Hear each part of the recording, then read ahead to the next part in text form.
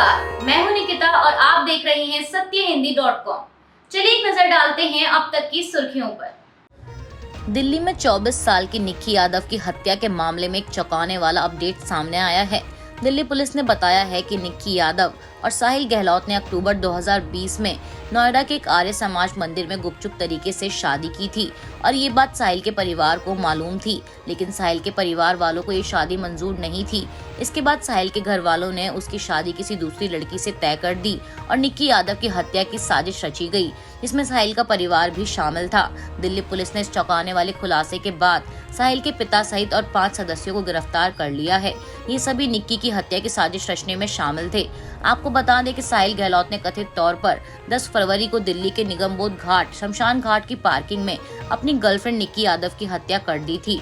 इसके बाद उसने उत्तर पश्चिम दिल्ली में अपने गांव मितनाव से 40 किलोमीटर से अधिक की दूरी तय कर निक्की के शव को लेकर अपने एक ढाबे में रखा था और फिर उसने उसी शाम दूसरी युवती से शादी कर ली थी। मर्डर और फिर शादी का पूरा प्लान साहिल के परिवार ने बनाया था। इसी के तहत शादी के बाद साहिल देर रात अपने ढाबे में लौटा था और फिर निक्की के शव को उसने फ्रिज में रख दिया था।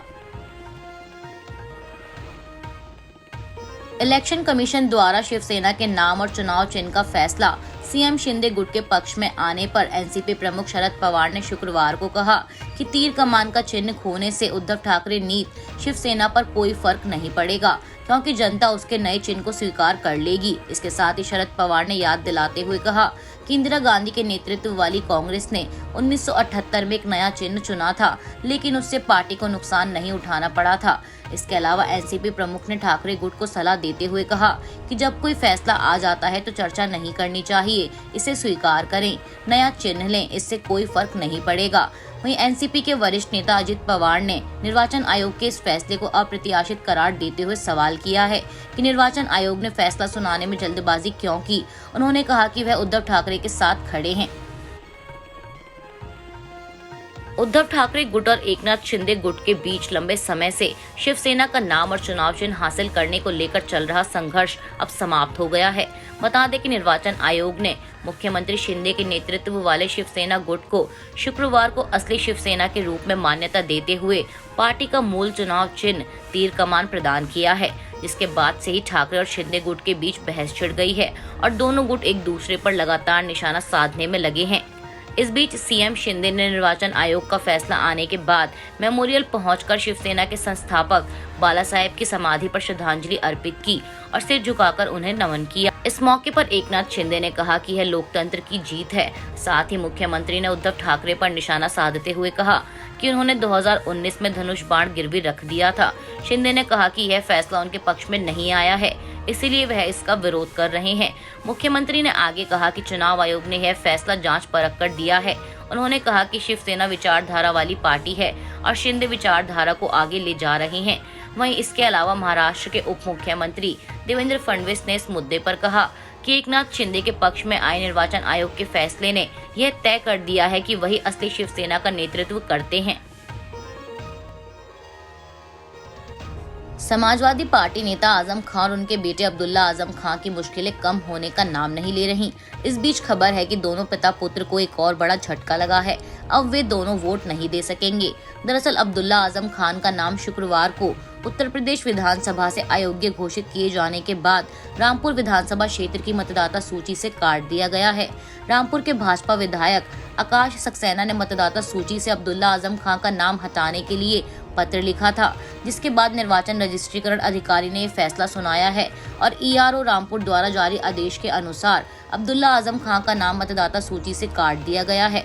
वहीं इससे पहले बुधवार को ही रामपुर की स्वार सीट से समाजवादी पार्टी विधायक और आजम खान के बेटे अब्दुल्ला खान को राज्य विधानसभा की सदस्यता के लिए अयोग्य घोषित कर दिया गया है और इसके साथ ही उनकी सीट भी खाली हो गई।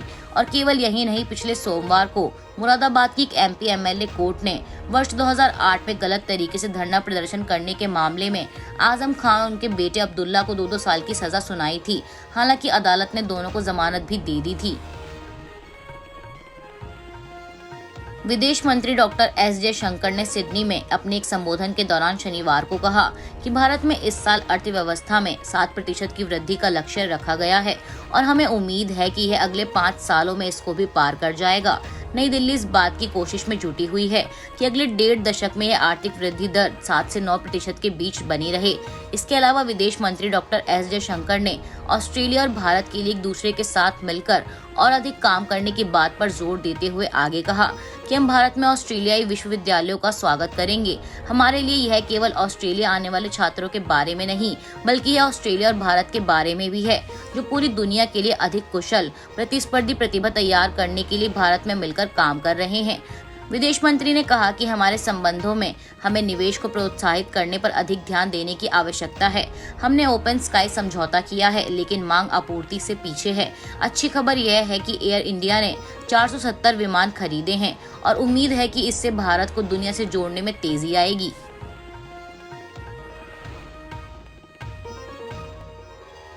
राजस्थान की गहलोत सरकार को एक बड़ा झटका लगा है। खबर है कि राज्य के मुख्य सचेतक यानी चीफ व्हिप पद से महेश जोशी ने अपना इस्तीफा दे दिया है।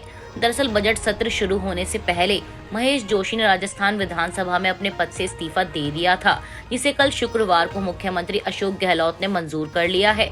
अब जोशी के स्थान पर नए मुख्य सचेतक की नियुक्ति की जाएगी और जोशी जलदाय मंत्री ही रहेंगे। आपको बता दें कि महेश जोशी का नाम भी अनुशासनहीनता का नोटिस लेने वाले उन 3 कांग्रेस नेताओं में शामिल था, जिन्होंने 25 सितंबर को अशोक गहलोत के समर्थन में पार्टी की बैठक को छोड़कर समानांतर विधायक दल की बैठक बुलाई थी। और इस सारे मामले को लेकर सचिन पायलट ने 48 घंटे पहले ही मीडिया के जरिए कांग्रेस हाईकमान से इस नोटिस पर कार्रवाई की मांग की थी।